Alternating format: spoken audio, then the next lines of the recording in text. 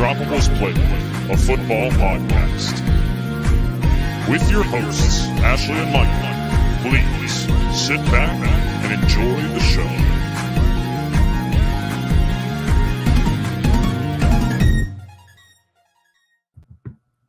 Hi, everyone, and welcome back to the Undroppables Playbook, a football podcast presented by the Undroppables and sponsored by Analyst Depot. I am your host, Ashley. This is my lovely co-host, Michael Duncan. How are you today?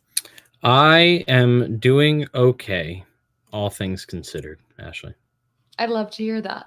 It's a crazy world out there. Doing okay is good. Yeah, I looked into if there was, a way to donate a meniscus to someone. Currently, not in the cards. I do think you look up something very similar to that once a year. Yeah, no, I do. Yeah, no, it's very accurate. Yeah. No, I do. Yep. Yeah, once it was an ankle, and then you determined you couldn't do that because you had an ankle injury years ago. Yeah. Sad. Not ideal, but, it is what it is. Science has not come far enough yet. No. Anyway, it's a big game. It's this week. Game. We made it. It's here. The Super Bowl. The Chiefs and the Niners are meeting, but before we get into that, some really quick news that I just want to go over. It was announced today that ESPN, Fox, and Warner Brothers are combining their sports rights to launch a sports streaming service. Not many details have been given on this yet. They did say Disney Plus, HBO members would gain access to this, so it's not something you would as of right now have to additionally pay for. I'm curious to see how they roll it out. It is interesting to have something entirely dedicated to sports streaming content. YouTube TV is probably the forerunner in that right now, but otherwise you can stream games from their respective producers. Like CBS, you can stream on Paramount Plus, but joining forces to create one streaming service is pretty interesting. Yeah, I don't know. I wish I had a stronger opinion, because we're just going back to cable eventually. Yeah. It's just basically cable, except you're paying for literally every channel now. You don't even get the basic channels anymore. You got to pay for everything. Nick Saban announced today that he will be joining the College Game Day crew. What are your thoughts? Good. He knows about college football. He's pretty good at it. It'll be interesting to see someone like that in such a different role. It's kind of like when Bill Belichick was doing they did the top 100 players of all time, I think it was, for the NFL. And he was one of the sitting members of that. Listening to him talk about the different players and his opinions coming out in very different ways about how the game is played. And you don't get to see that side of coaches of that caliber very often because they're normally coaching. So I think it'll be very interesting. It'll be fun to see how his personality fits in for sure. But I'm looking forward to it. I agree. He's been boogie boarding in his time off. His daughter posted a video of him boogie boarding lately. And I just think it's really cool to have he lately has been both sides of the spectrum. With the national championship game, we got to see a really analytical side of him in interviews. He usually doesn't go too deep into that, but we got to one of my favorite interviews from him is about the defense and how they made adjustments in the defense in the SEC championship game. So interesting. So I think he's made for something like this. It'll just be interesting to see how well his personality comes across because so far it has, but doing it on a weekly basis, it'll be interesting to see. Yeah, it's a very different game. Yep. Then some more hirings. The Buccaneers hired Liam Cohen as their offensive coordinator. Nothing really huge there. I'm going to jump into the next ones. These ones are pretty big. Dan Quinn was hired as Commanders head coach. We're going to talk about the drama of that in 1 second with Ben Johnson. And in tandem, Cliff Kingsbury, who took himself out of the running for another offensive coordinator candidate job, I believe for the Raiders. After basically being announced. Not officially, but really close to being announced. Not quite Josh McDaniels, but right behind it.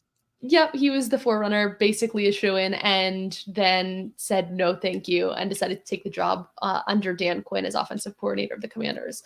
Do you want me to read about the Ben Johnson stuff before we? Okay, so obviously Ben Johnson was one of the leading candidates for head coach positions this offseason. So there was some drama surrounding Ben Johnson and this Commanders job. So obviously he announced on the flight over that he withdrew himself from consideration. Jason Reed had basically said that there was a report on Ben Johnson interviewing really poorly with the Commanders, and that was the reason he informed the team he wouldn't take the job to kind of like get ahead of it instead of being someone else being announced, make it look like he himself gave up the job. That came off really weird to everyone. And then Jenna Lane had responded. Her tweet exactly is, was told that Ben Johnson was turned off by Commanders ownership, that they're, quote, basketball guys, and felt they were a little too confident in their football opinions. And I also heard that he, quote, didn't interview well, he said, but clearly not a good fit for both sides. So there's some just drama going around about how well he interviews, and just the whole withdrawing yourself from consideration, like, was that your choice? You and I talked about how obviously there's some very intriguing possible opening jobs next year. So that may be part of it. But the whole interviewing well is something new to hear, considering how highly he'd been sought after this offseason. Yeah, I mean, I'm not sure I understand. Thank you, Siri. The conversation. Appreciate it. Yeah, I think there's probably truth in both of it. On both sides of the story. Like, did he not interview well? Very possibly. It also probably goes to, I think that both of those stories can feed each other, right? Like, maybe he didn't interview well because the owners were looking at it from a different perspective than, Ben Johnson is used to. Like, it's true. Josh Harris he owns 1,000 different sports teams that all seem to rival the basketball team that he owns, that unfortunately, the Philadelphia 76ers. And he is a basketball guy. And the people he brought in to help him with this search in, remaking this franchise were basketball guys. I believe it was someone from the Golden State Warriors, if I remember correctly. So there's definitely probably truth to that statement.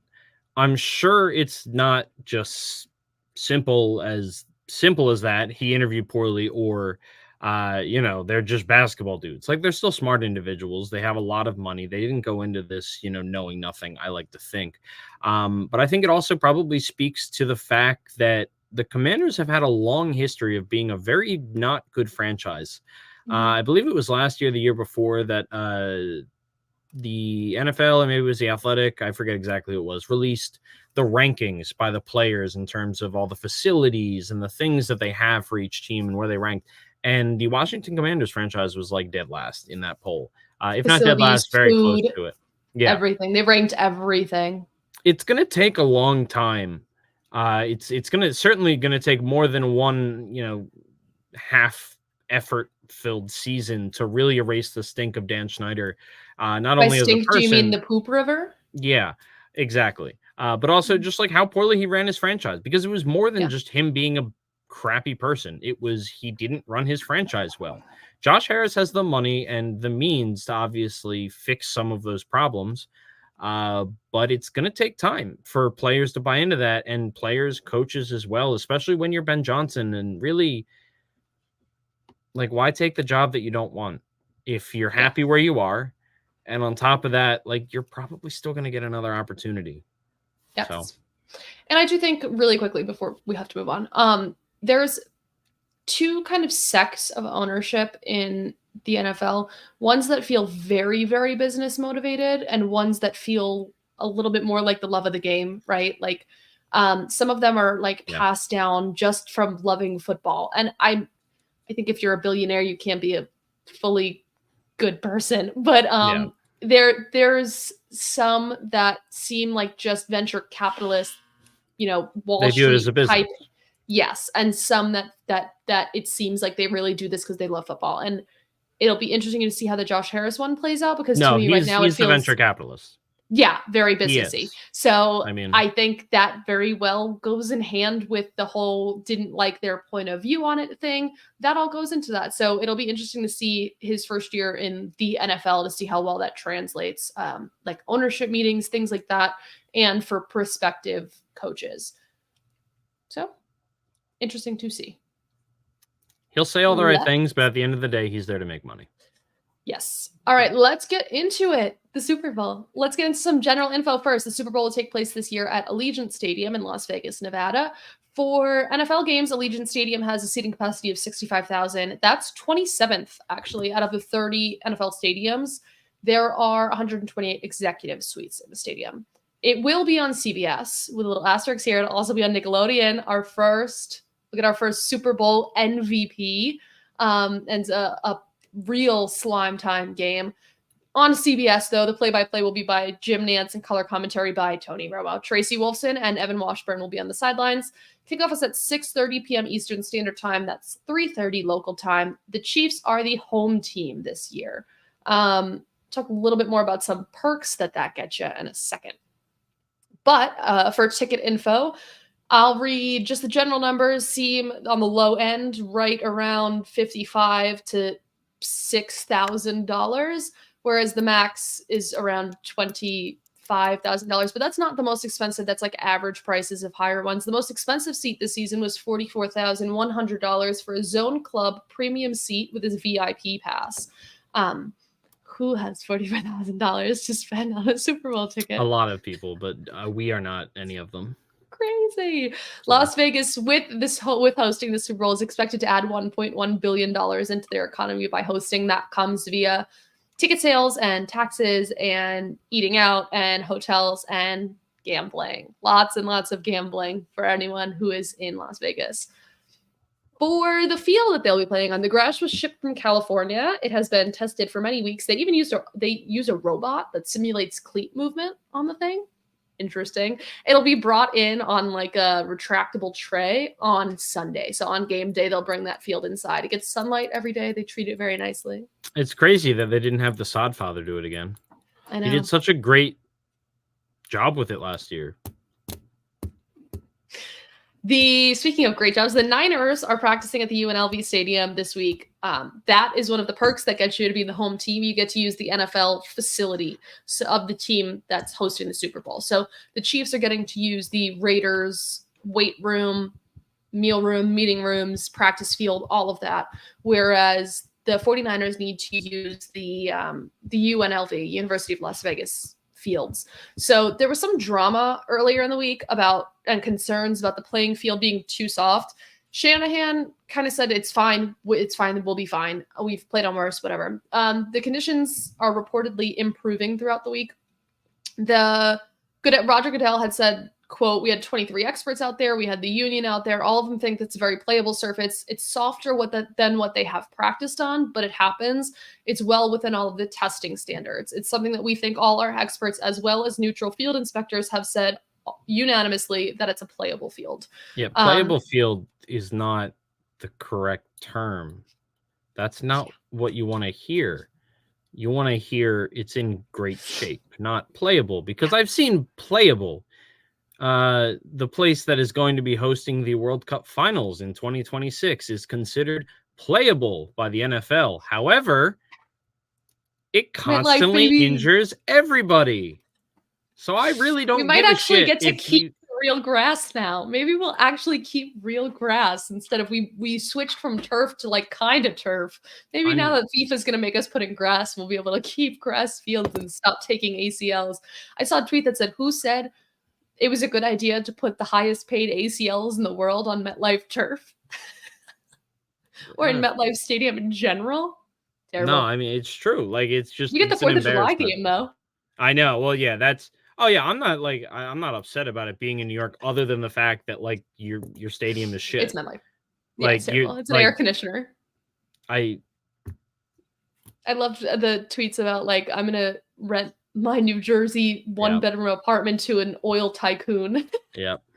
No, it's gonna be it's gonna be interesting. If the scriptwriters don't get us a Philly England, a USA England rematch, a USA England rematch in Philly on July 4th, the 250th anniversary of America, then they screwed up. So true, I believe you. Although if we lose, and I think we lose America in that case. So like that's, I think we have to give her back. Yeah. Different set of issues there. One that I am not prepared to be a part of the discussions of. Yeah. Anyway, the playing field, it goes hand in hand with what I want to talk about next, which is the weather. Obviously the game is an indoor field, but there has been some weather concerns this week. Vegas has been seeing some really record I don't know if it's record, but a lot of rain, even some avalanches in the parts that have like the mountains that have snow. There was a bunch of avalanche risk and stuff like that. So a lot of flooding risk. So it goes hand in hand with a soft playing field, but with it being an indoor stadium, that's great. And the weather is looking to improve throughout the week. The most of the rainfall I think was supposed to come tonight. So fun. Ready for some fun facts? Real quick, I want to share something. Do you remember Super Bowl 52? Maybe my favorite interview ever. I'm just going to play it real quick because I like it, and it has to do with the fact that they are playing indoors. Okay. Share screen, tab, there we go. Share audio. Saturday. Then you wouldn't get to see Timberlake and all the other celebrities here. Not that. It's part of the experience, right? He a normal person now. He bleeds just like I bleed. I mean, hats off to him. I listen to his music. I care less about all that other. Here it is. Did you see the temperature for game day on Sunday? We playing indoors. If you were outside, though, how would that affect it? I don't think the Super Bowl will be in the winter. I mean, we'll be here. Makes sense. New York, right? I don't think the Super Bowl will be here. Yeah, so that was Alshon Jeffrey back in Super Bowl 52, 2018. Just fed up with Media Day, but also like the dumbest set of questions. Like if it was outside. Yeah, like if it was outside, do you think that would affect the game? Like, yes. What? Yeah. What kind of stupid? If Jerry Rice in his prime was suiting up for the other team, do you think that would affect the game? Like, what are you talking about, bro? That's one of my favorite interviews ever. I do love that one. So yeah. I do love anyway. that one. It always makes me think of the Super Bowl. Yeah. What a disaster. Anyway, are you ready for my fun facts? I was born ready, Ashley. There's a bunch throughout the show, but I have some fun facts here. According to the National Retail Foundation and Prosper's Insight and Analytics, there's a record 200.5 million people who plan to watch the big game. Over half of them will enter, host, or attend a Super Bowl party. Another 16.2 million will watch the game at a bar or a restaurant. What's your favorite way to watch the Super Bowl? At a house. Typically like a house party, but like not, I don't know. House party doesn't sound a Super Bowl party, essentially. Okay. But it like also a small gathering. Yeah, a small gathering. I don't need like 20 people, 30 people. Yeah, it depends. If it's the Eagles, I don't want that many people. Thankfully, it's not normally Eagles. So in that case, like I'm fine with a larger group.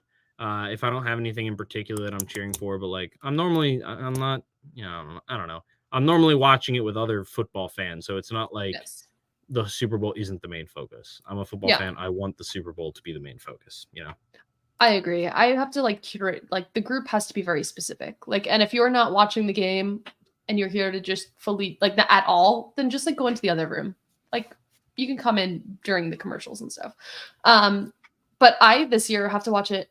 I'm going on vacation tomorrow, so I have to watch it in a bar lobby. No, I can't do that. I don't know. I'm going to see how it is and then may end up in my room at halftime. Yeah, that's what I would do. I would just, at that point, I don't think I could watch it at a bar. I don't know. I would just order pizza and sit in a room by myself sooner than watching it at a bar. Yeah. Well, speaking of, according to the survey, the total spending for food and drinks, decorations, clothing is set to be a new record, expected to be $17.3 billion, which is more than $86 per person. The survey found that 80% of consumers will spend on food and drink, 13 will spend on team apparel, 9 on television, new TVs, wow, decorations at 8%, and furniture at 6%. Who is buying fully new furniture for the Super Bowl? If you're hosting a party and it's like the first time you're having people over for a while, Still a little wacky. On the US, there's only one day where the Super Bowl is where more food is consumed than the Super Bowl. That would be Thanksgiving. The Super Bowl is number 2. This Super Bowl is projected to have 1.45 billion wings be eaten, 13.5 million pounds of potato chips to be eaten, and 10 million pounds of ribs to be sold. I just want to point out, you read that number entirely wrong. It's 11.3 pounds of potato chips. You said 13.5. Oh, sorry. 11 what? I don't want to give 11.3 million. misinformation when it comes to potato chips. How did that even being come out of there? I don't know. I'm reading it. I'm like, am I stupid? Yes, 11.3 million pounds of potato chips. Usually around this time, there's a 35% increase in pizza sales compared to other Sundays, according to this. Usually about 50 million cases of beer are purchased. That's the expected for now. 50 million. The only question I have in there is ribs. Is that like a thing? Yes. What? Yes. For who? I think my friend group, even though I'm not here to do it, but I think my friend group has a smoker and they're smoking some ribs. Is that like a... Feel free to like comment or like tweet at me your ribs for the Super Bowl, because maybe it's just where I live. Like maybe it's like a Philadelphia. Like I don't know. I guess for us it's cheesesteaks. Like that's the net. Like that's, if you're not doing pizza and wings, like our third option would be cheesesteaks most likely. Yeah, and you have to take into consideration like warmer weathers too, right? Like people like barbecue for Super Bowls, so lots of hot dogs, hamburgers, ribs. They barbecue for the Super Bowl if they are not in the cold. Good point. During the regular season, females, I don't like when they say females, women accounted for 30 to 35% of viewers. For the Super Bowl, however, it's expected that the audience is going to be closer to 50-50 of men and women. A survey from Lending Tree said that 24% of Gen Z and 20% of millennials said they're going to be interested in watching the Super Bowl because of Taylor Swift. And those are my two stats on that. The next stat was that an average of 120 footballs are used during Super Bowl games and practices. I'm surprised it's not more, to be honest. I know. They're usually a lot. I think they give 54 to each team was what the stat said. Oh and then, yeah. That's weird. Yeah. Wacky. All right. You want to talk about the game? The actual game? What game? There's no game. The big one. All right. Yeah. Well, you can do that. Okay. I was getting cringy really quick. Yeah. That's my bad. This is the Niners' 8th trip to the big game, the Chiefs' 6th. The Super Bowl, it's a Super Bowl 56 rematch. Chiefs won that one, 31-20. The Chiefs are looking to go back-to-back and be the first team to do so since the Patriots in 04-05. Back-to-back has You don't only know happened... how to read Roman numerals. No, I don't. That's Super Bowl 54. I'm sitting here, I'm like, that... I thought it was 56. I tried to do it that time, Wasn't too. last year 57? No, I don't know. Yeah. Yes. Look it up. Go quickly. Super Bowl 56. I'm Googling that. Was Rams Bengals. Okay. Super Bowl 54 is Super Bowl 54. Chiefs Niners. So okay, all right, I want to point do out the math myself this time. I want to point out no, that's not last week, Ashley and I forget if this was off camera or on camera. We discussed the fact that she does not know how to read Roman numerals, and you were like, "What does it matter?" Well, clearly it does. This is Super Bowl 58, and that is Super Bowl 54. So you're killing it. You're really Thank you. Great, I'm your Roman numerals girl. If you need someone to read Roman numerals for you, it's me. Like the worst part is you have the Roman numerals right in the document, and then directly next to it you wrote 56.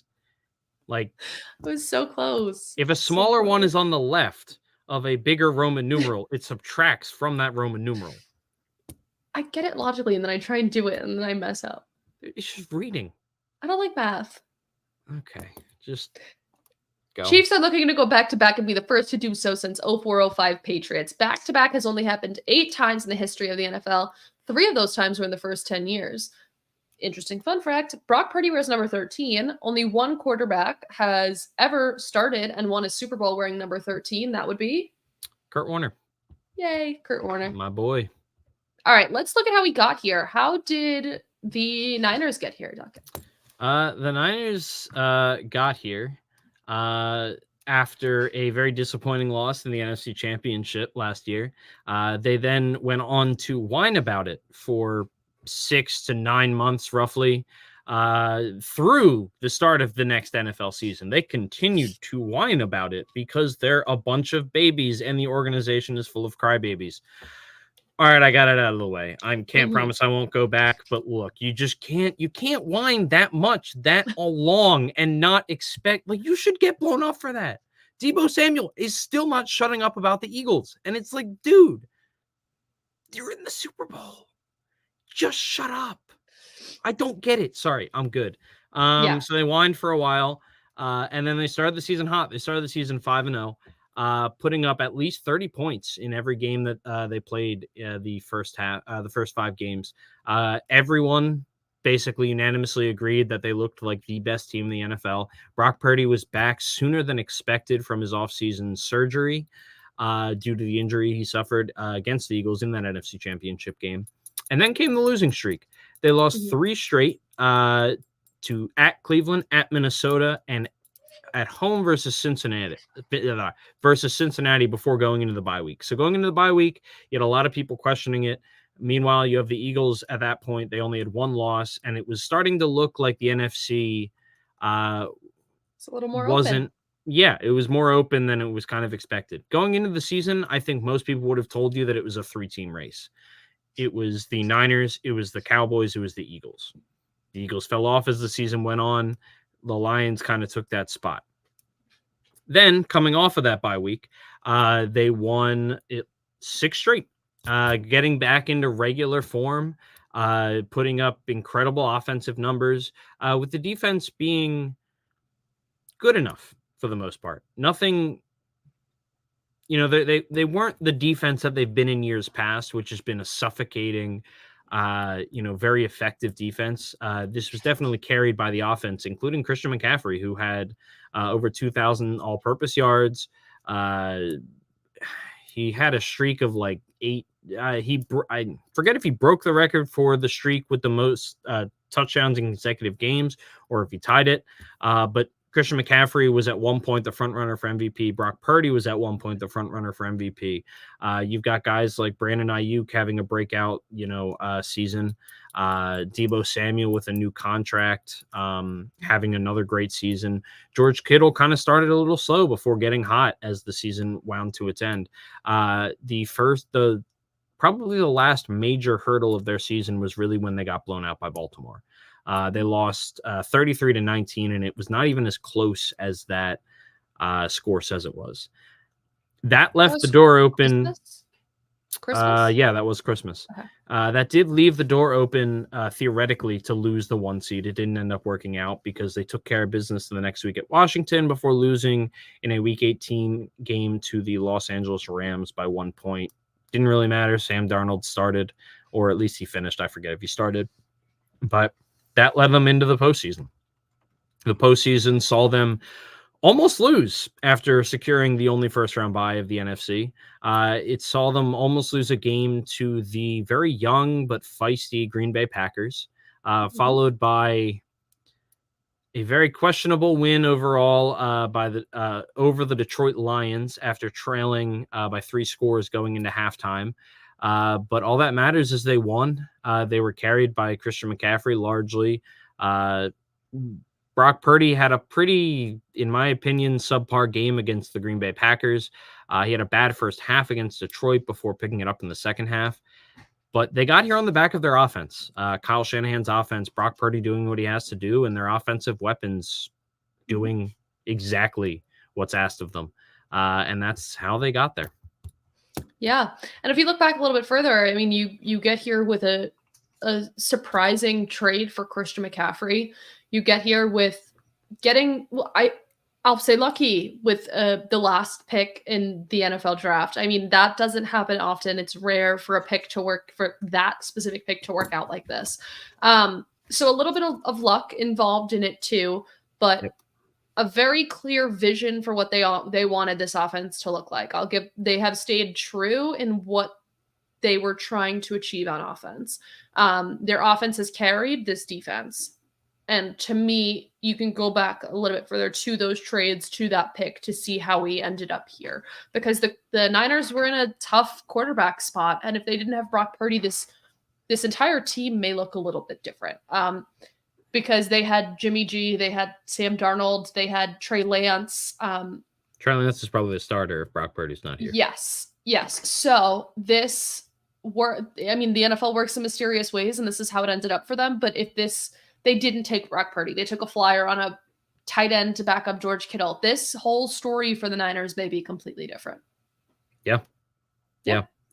We'll never know. But here we are. we got Brock Purdy now. Stat guy. Unfortunately.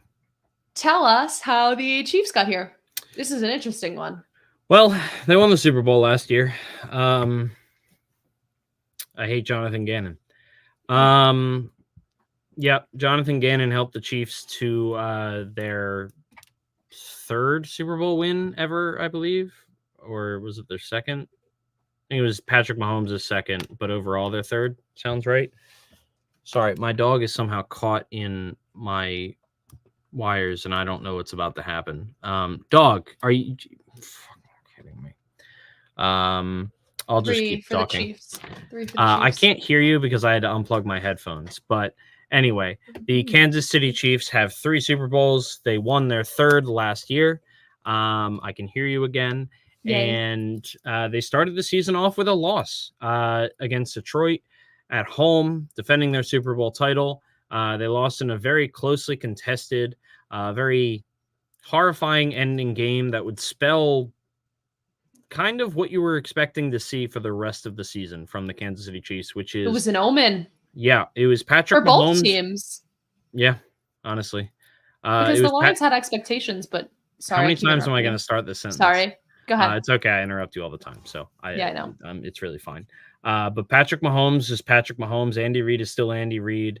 Maybe they were missing Eric Bieniemy. Who knows? But at the end of the day, they had Travis Kelce and they had very little else. They had... Still do Kadarius Toney. They have Sky Moore, two very young and very not proven at the NFL level players.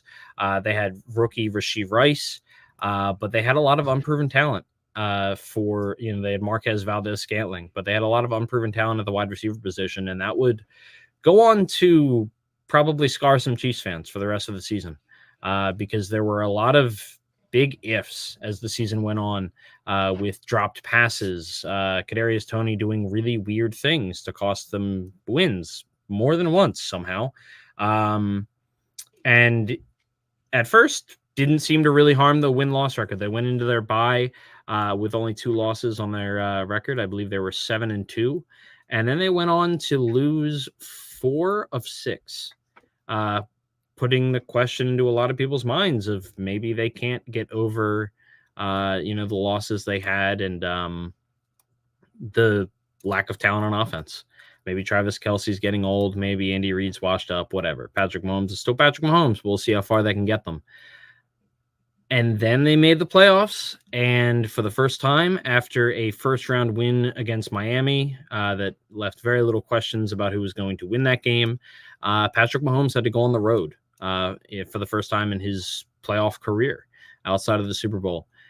He won a closely contested game against the Buffalo Bills, and then won another closely contested game in Baltimore against the Baltimore Ravens and the likely MVP in Lamar Jackson.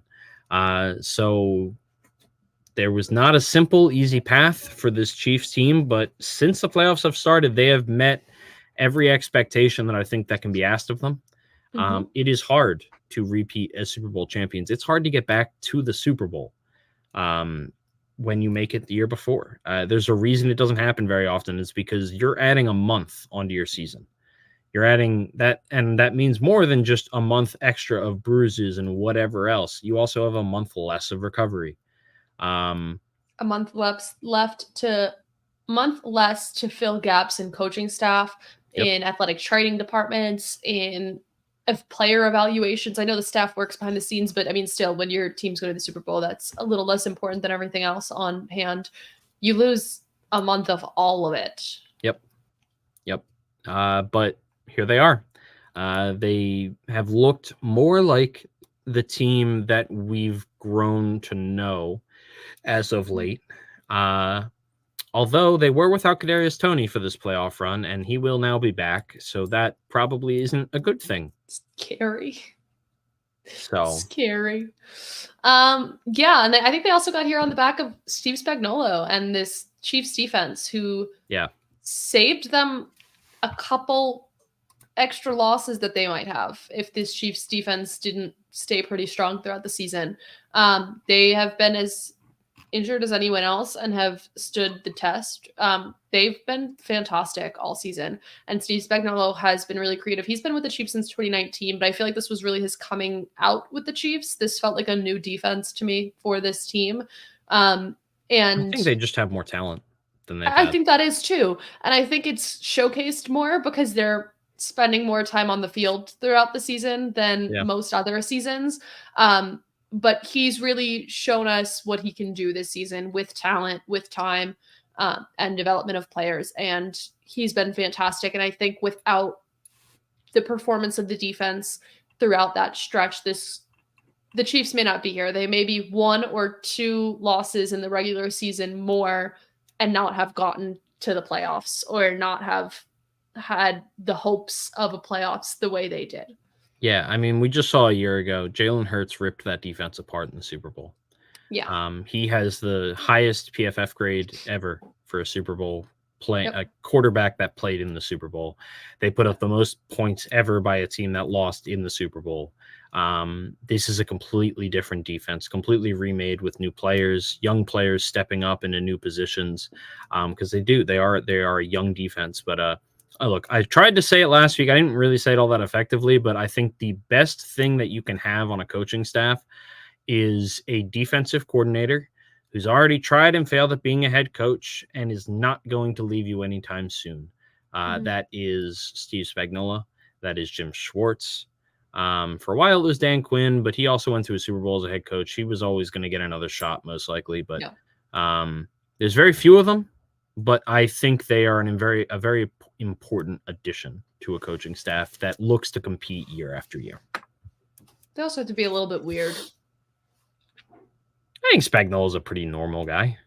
I think so. I think they need to be old. Coordinators have to be. Yeah, maybe it's just. I think the offensive coordinator needs to be weird. Okay, I can see that. The I'm just confusing old for weird. Yeah, I think you probably are. And which is very racist of you. Just ageist. Nice try. Mm-hmm. Could be both. Anyway, we don't know. So for this game, the Niners specifically, what do you think they need to do to come out on top here and take home a Super Bowl victory? Brock Purdy needs to stay in the moment. He can't lose this game for them. Mm-hmm. If he can't turn the ball over. That was my big one. Yeah, it sounds obvious, but I wouldn't be saying though. I don't need him to win the game for them either. I need him to do what he's good at, which is what he's been doing to get them there this season, which is just take care of the ball. Put the ball in the players of your best hands and manage the game. I know that I've been overly down on Brock Purdy comparatively to some people, and I don't think that he's, the MVP of the National Football League. I don't think he's the MVP of his team, but at the end of the day, what matters is he's helping them win football games because he's doing what's asked of him. He's not doing too much because that was an issue you've seen with Lamar before, that you've seen with Jalen Hurts, with even Patrick Mahomes at times, is they're holding on to the ball too long, and they don't know their own limitations when it comes to being Carson Wentz was another good example of that. Brock Purdy understands how to play within the offense, and when you have Kyle Shanahan being that offensive coordinator, offensive play caller, that's a really important part of that offense. And my other thing is Kyle Shanahan needs to be aggressive. Mm-hmm. Look, it didn't work out last week. My prediction was that Kyle Shanahan would likely lose them the game because of a lack of 2 weeks ago, because of a lack of aggressiveness. He almost did. It didn't work out for Dan Campbell. But I think the keys to the game are Brock Purdy not turning the ball over and Kyle Shanahan being aggressive and getting out of his comfort zone a little bit. The Niners are 11-0 when Brock Purdy doesn't have a turnover in the game. Yep. So that's very crucial for this Niners team. Obviously, they showed that they can win if he has a turnover the week before. It's possible, but it creates a much bigger hurdle for this offense and this defense. So for me, that's a huge factor. And I think they're going to have to rush the ball effectively. So I don't think you can just keep giving Christian McCaffrey the ball and be ineffective with your runs. That sounds so casual watcher. But this Chiefs linebacking unit is very good. And if they show up, this is part of my Chiefs one. I'm getting ahead of myself. It's going to be really hard. So the Niners are 12-1 when Christian McCaffrey rushes for 75 plus yards this season. So using him is important to their game plan, but they cannot get themselves in situations where they're just trying to bail themselves out by running. I think they need to be very smart and calculated with their use of Christian McCaffrey to limit, possible injury in the Super Bowl, but also just limit the potential for them being able to become too predictable. I think if you are going to rely on him too much and not use him effectively, your offense is going to become really one-sided. Even with Deebo Samuel and Brandon Ayuk, I think you kind of eliminate those weapons for and George Kittle. You eliminate those weapons for yourself when you show your full deck of cards as Christian McCaffrey. So be really effective with his usage. And that doesn't mean use him less. It just means use him really effectively. And stop Travis Kelce. I think efficient is probably the word you're looking for. Yeah, there you go. Yeah. Efficiently. Yeah. I think you were basically just describing the word efficient using effective. Probably. So. And for me, that's one of the biggest things. I'm going to start here just because it's one of the biggest things for the Chiefs. Those linebackers have to show up in big time. The Niners, like I said, are 12-1 when Christian McCaffrey rushes for 75 plus yards. People like Nick Bolton, they're gonna need to have a big impact in this game. The Niners were, I really liked, I was talking to you pre-show about how I like the Chiefs odds, especially with defense, based off of the Ravens game. They had very similar usages this season with rushing and passing the ball. The Ravens were first in rush attempts. Niners were 8th. Ravens were 30th in pass attempts. Niners were 32nd. So they were very similar. So I think the Chiefs got a good taste of how to take a really effective run game and slow it down and influence the game plan. But that does come down to this linebacking unit and how well they can perform for the Chiefs tomorrow, Saturday, whatever the hell, Sunday. What are you even saying? Every day. I said today, and then I tried to correct myself by saying tomorrow. And then Saturday. You also skipped Friday, so poor Friday. Not unfortunately. Friday. And just Mahomes and Travis Kelce, but that stuff's obvious. Yeah, I agree. I think it's gonna largely come down to the Chiefs defense as it has all season, because you know what to expect out of Mahomes. But if Brock Purdy gives Mahomes the ball one extra time, that could be the difference. Yes. So it's on the Chiefs defense to make those plays, make the plays that come to them, and you just can't make mental mistakes. You got to keep the guys in front of you. Yeah. So who would, if this game goes to the Niners, who do you think your MVP is? Yeah, it's probably Christian McCaffrey. I think that's what I said. Is he the betting favorite? I didn't even look, actually. I'll look it up. Okay. I did agree with you, just so you know. It's Christian McCaffrey. I don't know. Maybe they'll give it to Brock Purdy, but to me, it's Christian McCaffrey easily. He actually has the second best odds of the Niners.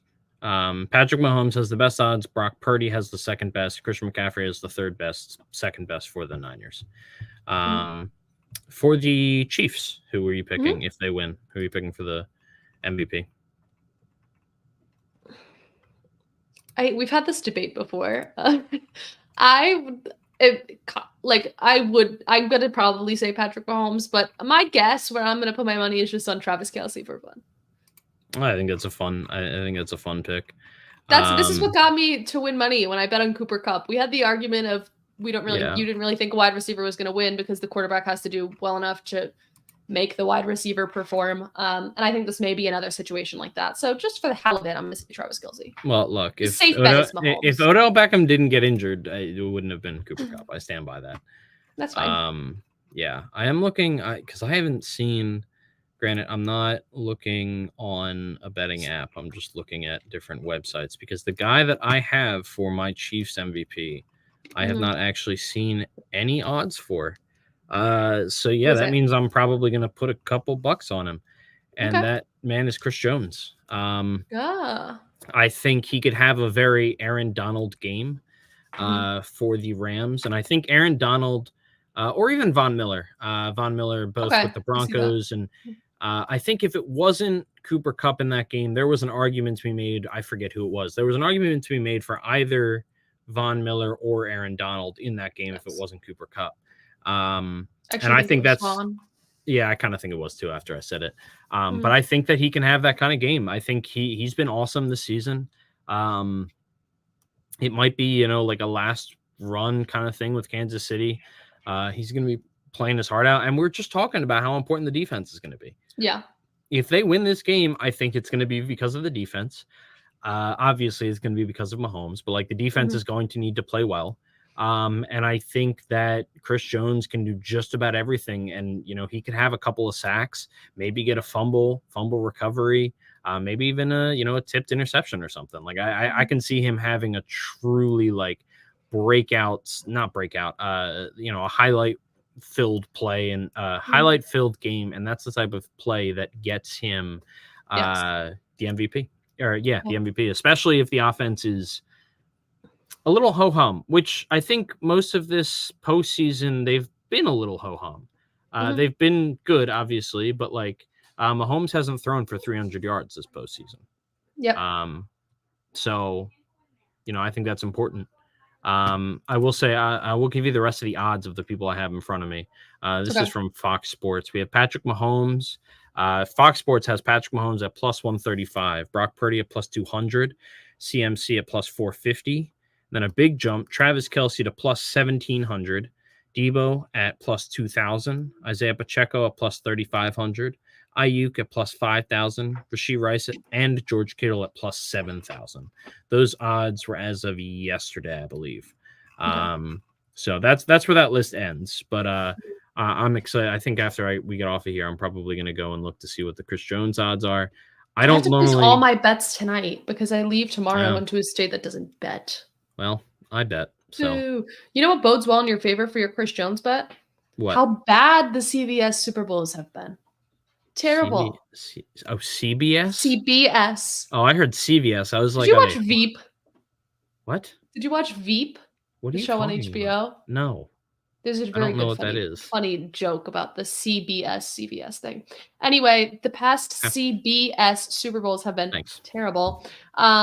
2016. Did it have the Rams Patriots one?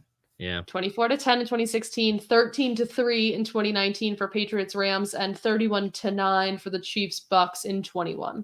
So been a lot of good. I forgot how terrible that Patrick games. Mahomes one was. Yeah, that was terrible. Brady Patrick. Wow, that was really bad. Yeah, terrible. That's crazy. All right, that's the game. Let's go into some other fun stuff. Commercials, fun information. An average 30-second ad this year costs around $7 million, which is about 11% increase from last year. Their ad spots were sold out in November. The production cost of a Super Bowl ad range is usually $2.5 to $3 million, and getting a celebrity spokesperson can go from the lowest, usually around $500,000, to much, much more. Last year, Fox generated roughly $600 million in revenue with their in-game advertising. So it does pay off for the producer of the people. But honestly, I didn't pull the stat. I had a stat from last year that's something like over half of the people say the commercials like literally do nothing for them. That it doesn't mean anything. They don't have any more like tie to a brand. Oh, you mean for the consumers? Yeah. Yep. So for the halftime show, we have Usher this year. The halftime show artists, as always, are not paid. They basically leverage their Super Bowl performance into concert ticket, album sales, and merch sales. Apple Music pays. It's probably a more accurate way to put it nowadays. Yep. And Apple Music pays $50 million to host the halftime show. Let's talk about some prop bets. So Usher, his over-under is currently at 8.5 songs. His over is at minus 155. His under is at plus 100. I'm not taking that under. I do like the over. I do think he has a couple of slower songs that he may just mash together and put bits and pieces of. I like the over. Yeah, I mean, in recent years, it's just been, it's not been a show. It's been play a minute of all of my hits type of thing, which is fine. It's not supposed to be like a normal show.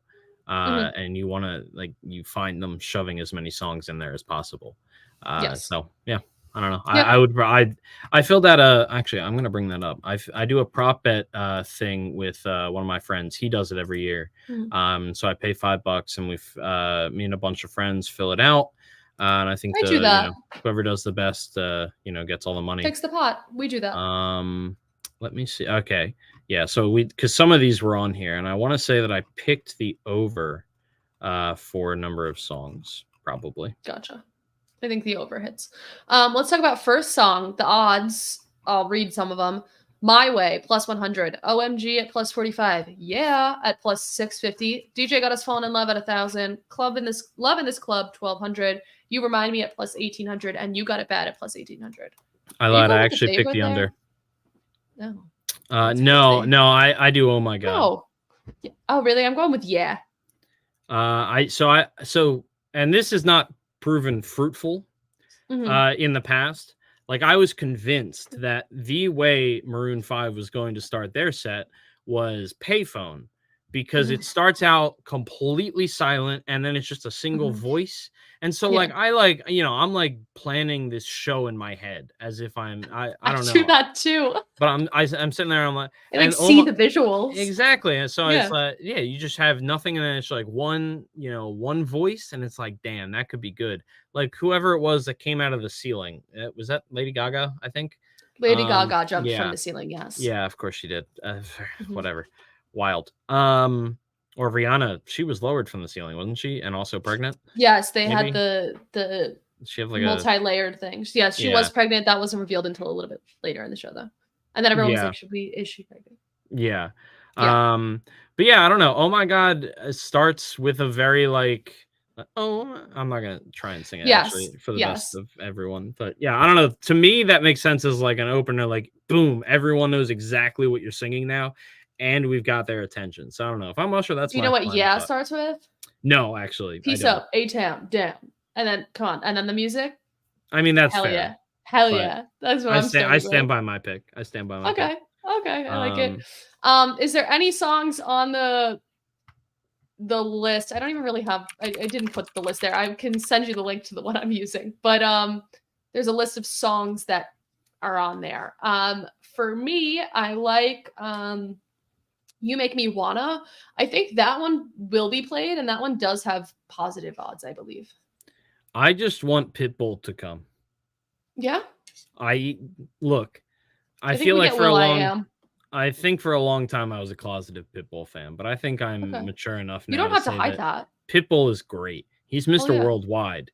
He's gonna come out for DJ Got Us Falling in Love. He's been there. He's done that. Exactly. So yeah. Oh, now I'm gonna start singing some Pitbull. I just really hope Pitbull shows up. No, I think we get some Will.i.am actually. I mean, that would make sense too. Yeah. There's a lot more logical. But yeah, I don't know. DJ Got Us Falling in Love. That was like I don't know. This is probably wrong to say. I'm not a huge Usher guy, but like I feel like that was definitely like almost like a second wave of Usher fandom, sort of, for like a slightly younger crowd, maybe. Yeah, I can see that. And it was like a little bit more pop clubby than sultry R&B clubby, if that makes sense. Yeah, because I had Pitbull. Yeah. So it was more mainstream poppy than the rest of his songs. Now my question for you is, will Usher debut a new song? No.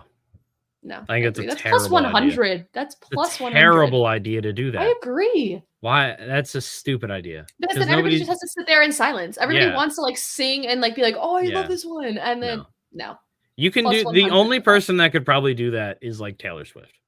Because it's like people would actually care if they're putting out like, no, I'm sorry. I don't think a lot of people are like on the edge of their seat being like, oh, we're getting new Usher. Oh, there's a bet on if he wears sunglasses. Love that. Oh, he's gonna wear sunglasses. Of course he's gonna wear sunglasses. Usher. I would make that bet. I don't think I'm allowed to bet those specific type of things in Pennsylvania, but I don't know. Mine's being weird. It's allowing me to do some, but not others, which is weird. Whatever. The moon. It's time to talk about the moon. Oh, Christ. The Super Bowl has a waxing crescent moon. The Chiefs are 19-1 in the last 5 years with waxing crescent moons. I sent this to you. You did. That one loss came to Buffalo in 2021 where they lost 38-20. The Niners, not great. 15-15 in the last 30 crescent moons. Did you know that the Chiefs are below 500 on full moons? They don't play well, but it's not a full moon. It's a waxing crescent. Great. Chiefs, baby. The fun stuff, even more fun stuff. Betting. 74% of NFL bettors say that betting even a small amount on a game enhances their viewing experience. The American Gaming Association says last year's Super Bowl had over 50 million Americans that wagered money. That money equaled $16 billion, the highest of any one sporting event of 2023. Shocker. It's expected that nearly 68 million people will make a wager on the Super Bowl, or about 1 in 4 U.S. adults, which would set a new record, obviously increasing by about 18 million. That's the expected. I do think that also goes hand in hand with legalized sports betting becoming more and more popular in certain states, and just the fun of it. Like, hey, let me just put some money on the coin toss or whatever. My friends are doing that. Let's make a fun game of it. It's an addiction. It is an addiction, 100%. So. And if you should call 1-800-GAMBLER if you have an issue. And I'm not trying to be funny about that. No, I agree. That's why I said it. Yes. I enjoy gambling, but for some people Yes. it is an addiction. Yes. As we talk about the Gatorade color, the favorite this season, the Super Bowl, is orange at plus 240, then purple at 380. Also at 380 is yellow, green. Blue is 430, red is 490, and clear is plus 1,000.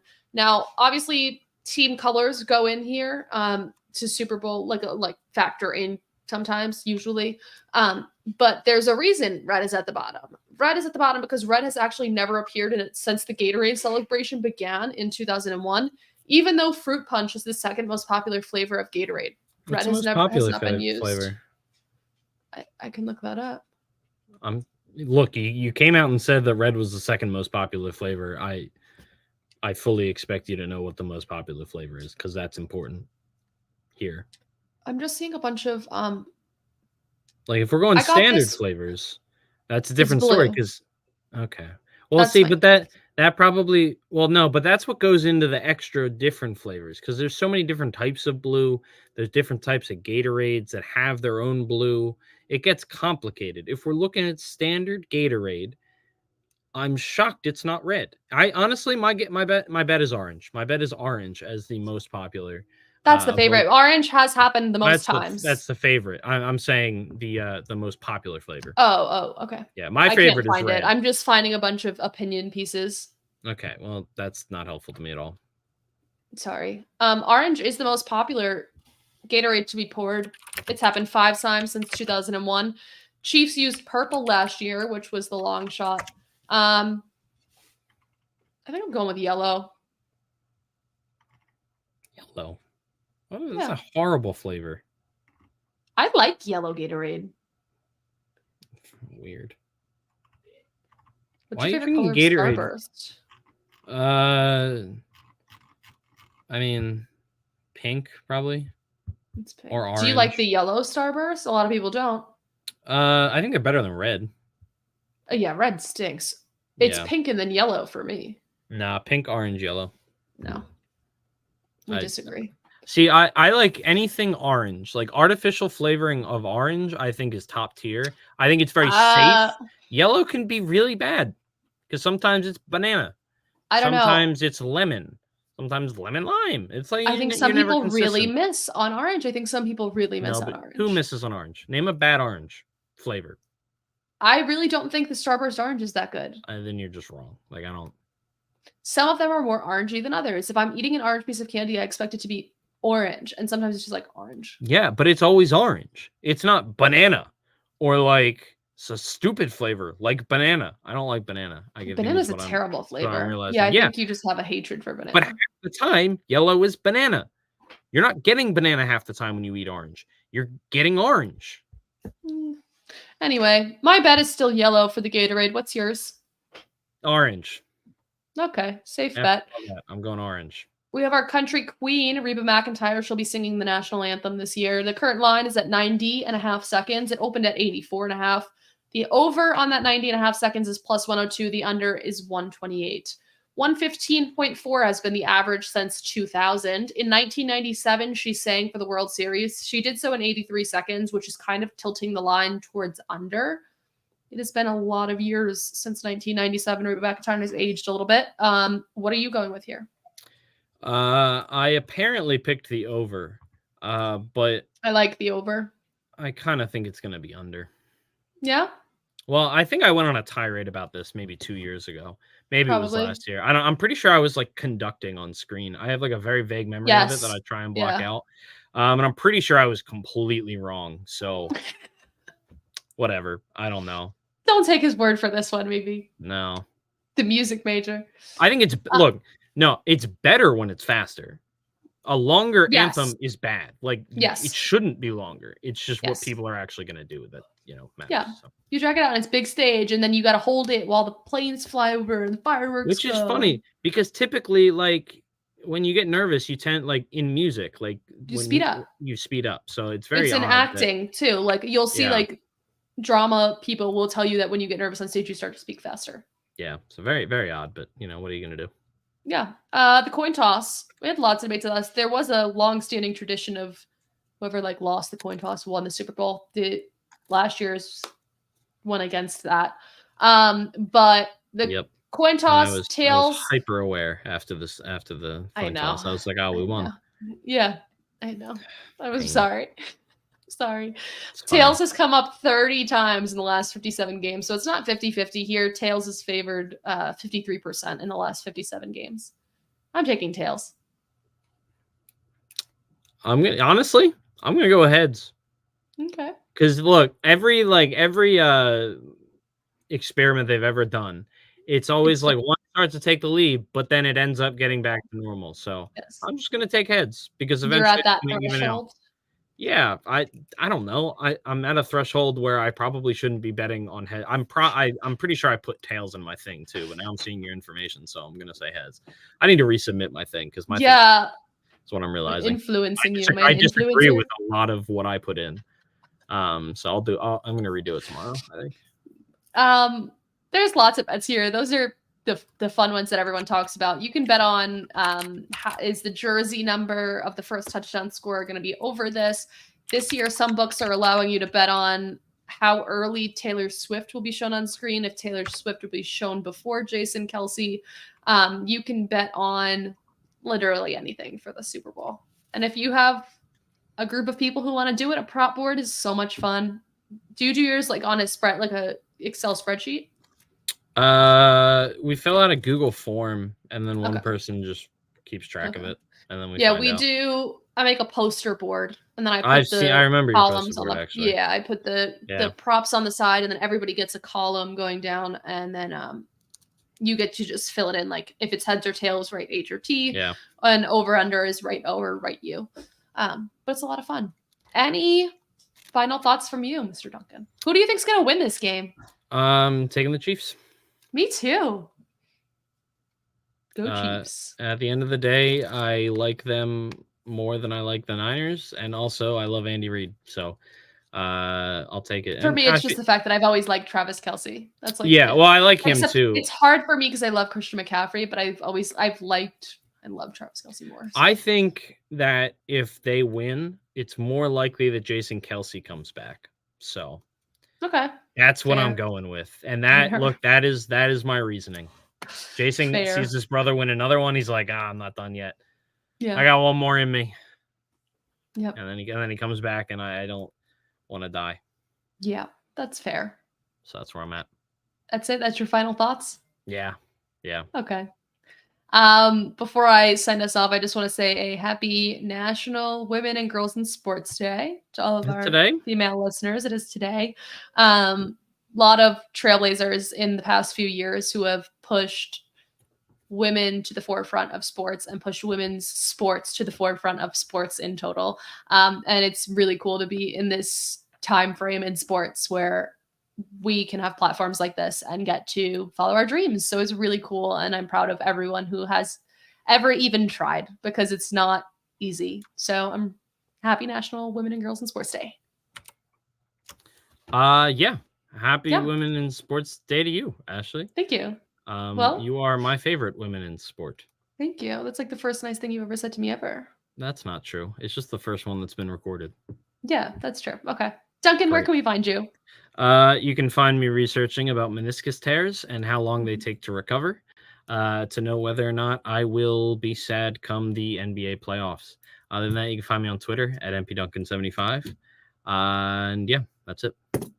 You could find me at some hotel watch party to watch the Super Bowl, getting really frustrated and Don't say that. overstimulated. Don't And say then- that. You're inviting people to your hotel. I didn't say where. I didn't say where. The internet's creepy, Ashley. Come on. You can't Getting find really- her at a hotel watch party. No, you can't find me See, there. this is me You doing can my find part me- for women in sports. You can find me day. at a watch party where I'm going to get Good. really overstimulated and frustrated that I can't hear the TV enough, and then I end up back in my room 30 minutes later. There And you you can go. find me on Twitter at Ashley_Marie with 2 A's and Ashley. Me, Duncan, and the entire Undroppables crew at theundroppables.com. And on our Discord channels, which you can gain access to by becoming a patron at patreon.com/theundroppables. Lots of fun stuff going on there. Before the Super Bowl happens, I just want to say thank you to you all for another amazing season, and we'll see how it goes this time. We'll recap the Super Bowl for you after. We'll see you then. Yeah. Yeah. Bye. Go Birds. Bye.